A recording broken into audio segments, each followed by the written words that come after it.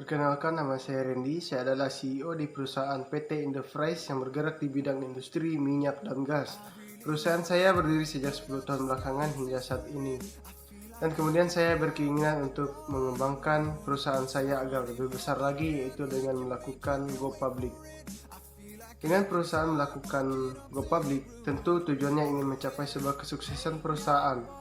Salah satunya yaitu dengan cara kami mengembangkan melalui cara ini.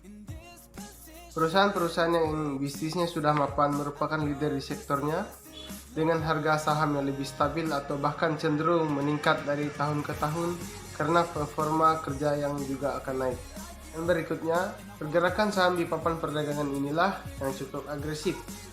Konon, disinilah saham-saham yang bisa dimainkan oleh broker dan biasanya menjadi ajang trading yang dinamis. Untuk mencapai go public, tentu ada beberapa persyaratan yang harus dipenuhi, yaitu yang pertama, harus memiliki struktur organisasi yang jelas dengan orang yang berkompeten di bidang go public.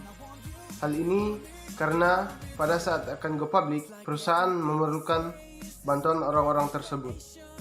Dan yang kedua, perusahaan harus sudah menghasilkan laba. Dan memiliki laba merupakan salah satu syarat penting bagi perusahaan yang ingin go public dengan minimal keuntungan dari penghasilan 2 tahun terakhir. Dan yang ketiga, setiap perusahaan yang ingin go public tentu harus memiliki aset nyata. Ini merupakan total aset perusahaan yang sudah dikurangi dengan total kewajiban pajak. Dan proses perusahaan saya dimulai dari tingkat skala kecil dan kemudian perusahaan saya dapat berkembang cukup besar dan banyak sekali perjuangan demi mencapai perusahaan yang lebih besar dan akhirnya hingga sampai saat ini. Saya dari dulu sangat berkeinginan untuk melakukan go public untuk perusahaan saya. Dan akhirnya sekarang dapat terwujud. Beberapa manfaat bagi perusahaan jika ingin melakukan go public. Yang pertama, memperoleh sumber pendanaan baru. Dana untuk pengembangan, baik untuk penambahan modal kerja maupun ekspansi usaha. Perolehan dana dapat melalui penjualan saham kepada publik, mempermudah akses perbankan, dan mempermudah akses perusahaan untuk masuk ke pasar uang melalui penerbitan surat utang baik jangka pendek maupun jangka panjang. Yang kedua, memberikan competitive advantage untuk pengembangan usaha. Dengan menjadi sebuah perusahaan publik, perusahaan dapat memperoleh banyak keunggulan kompetitif untuk pengembangan usaha di masa yang akan datang. Misalnya melakukan go public, perusahaan berkesempatan untuk mengajak partner kerja lain sebagai supplier dan buyer untuk menjadi pemegang saham. Sebagai perusahaan publik, perusahaan dituntut oleh banyak pihak untuk dapat selalu meningkatkan kualitas kerja operasional. Ketiga, melakukan merger atau akuisisi perusahaan dengan pembiayaan melalui penerbitan saham baru. Pengembangan usaha melalui merger atau akuisisi merupakan salah satu cara yang bagus untuk mempercepat pengembangan skala usaha perusahaan. Keempat, peningkatan kemampuan going concern.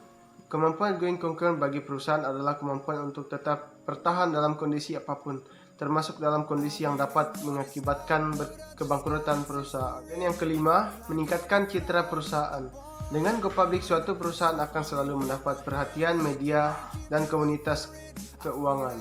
Artinya, perusahaan saya mendapat publikasi secara cuma-cuma sehingga dapat meningkatkan citranya. Dan yang keenam, meningkatkan nilai perusahaan.